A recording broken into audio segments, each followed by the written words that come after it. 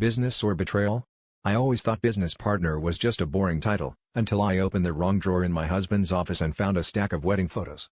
There he was, grinning in a tux, kissing a woman I had met at 2 company dinners and always thought seemed a little too familiar with him. The date on the back was from 8 years ago, a year before we even met. My hands shook as I flipped through the pictures, each one hammering home the same impossible truth: my husband had married his partner long before I ever walked into his life.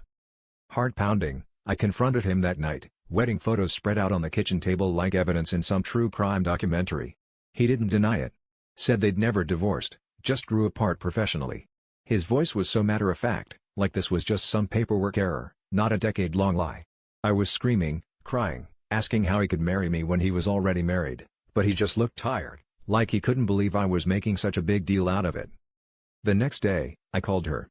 I needed to hear it from her own mouth. She answered like she knew who I was before I even spoke. He said you'd find out eventually, was all she offered, her tone flat, almost bored. When I asked why she'd stayed legally married, she laughed, actually laughed, and told me to check the business registration. That's when it hit me, the company was in both their names for a reason. If they divorced, she'd own half, and he'd lose everything. I stood there, phone shaking in my hand, realizing I wasn't just a wife, I was the cover story for a business transaction.